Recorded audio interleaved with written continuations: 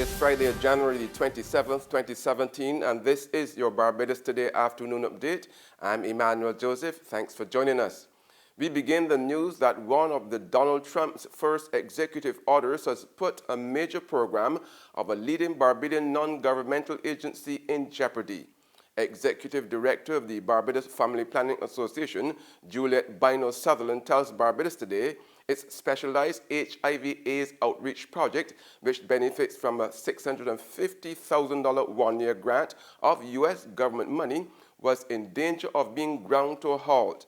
She said it's because President Trump's order puts a ban on federal funding to international NGOs which offer abortion and HIV/AIDS services. We were using U.S. government funding to help build our community-based program, our outreach with communities most at risk for HIV, men who have sex with men, sex workers, and high-risk groups. So what has essentially happened, the order has placed in danger our ability to fund this important community work.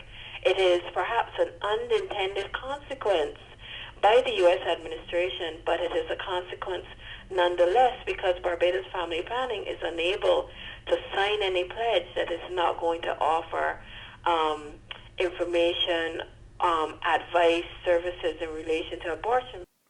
The island's more than 200 fire officers are upset at the treatment being meted out to them by authorities when it comes to their safety.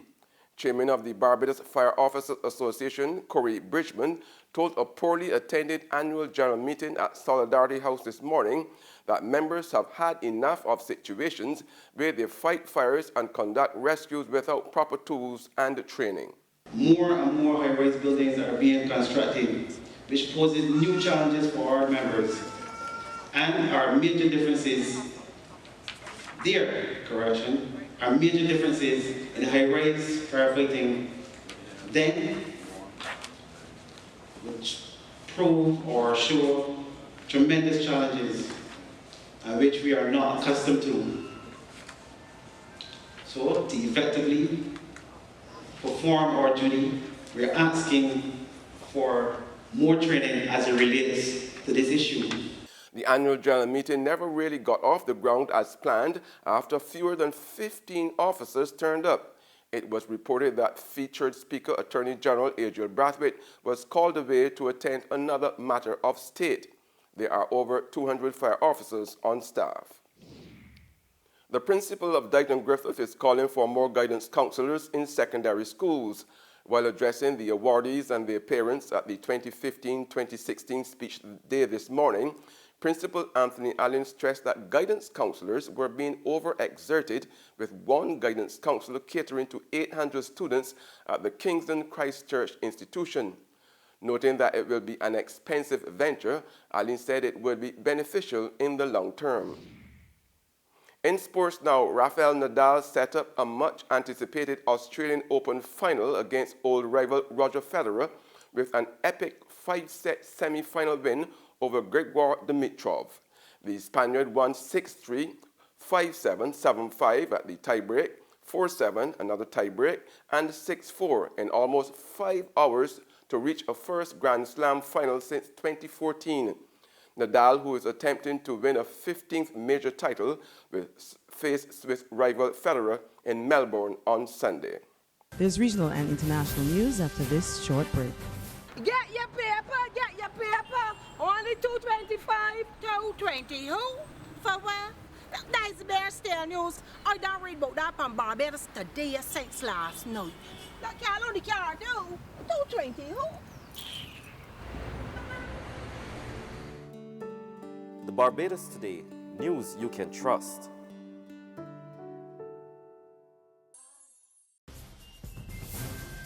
In regional news now, Trinidad and Tobago's Attorney General says more than 300 entities have been listed in that country as terrorist entities. The news comes as government pursues so-called Explain Your Wealth legislation. The move is meant to clear the way for several matters to go before the courts related to the financing of terrorism abroad, even as 8 TNT nationals remain detained in Turkey. Joel Brown reports.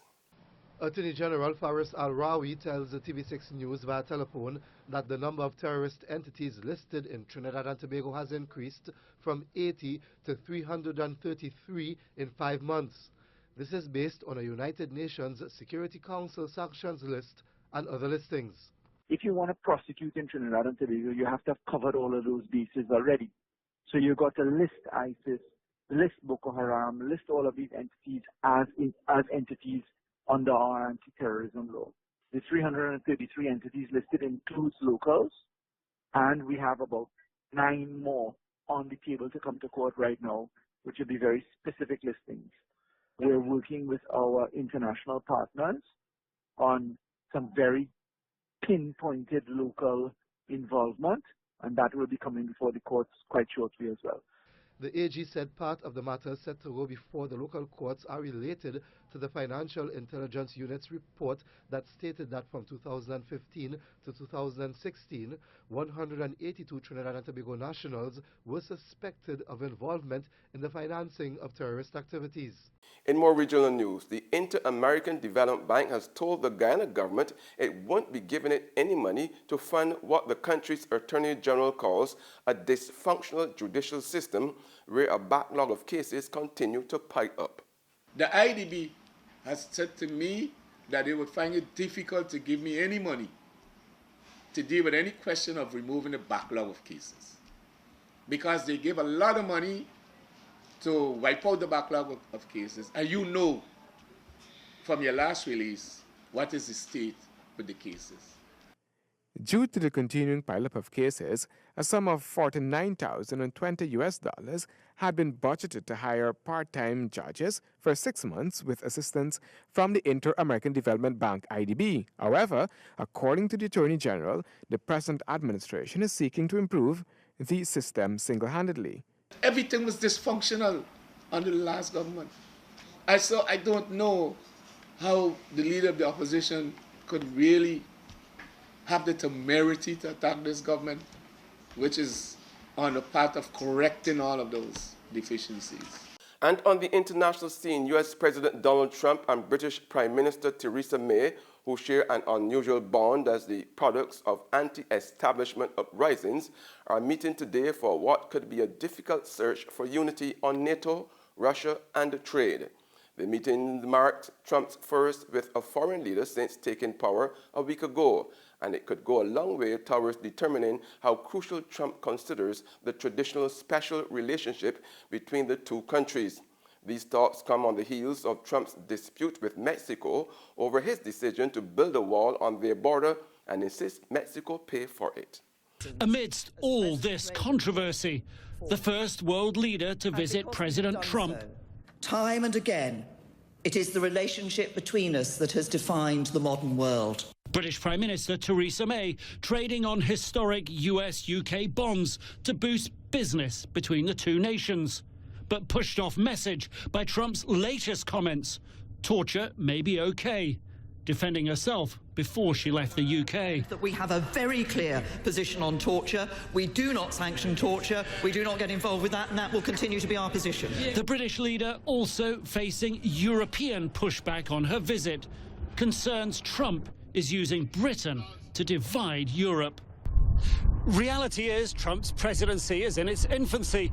The question British and others around the world are trying to figure out is, will America's new president go it alone?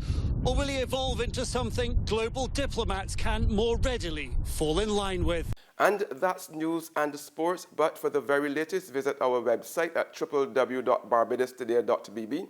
Also subscribe to our e-paper email updates and like us on Facebook. We are also on Izumi Media in bus terminals, our screenplay at supermarkets and gas stations near you, as well as Channel 99 on Flow TV and Mix 96.9 FM.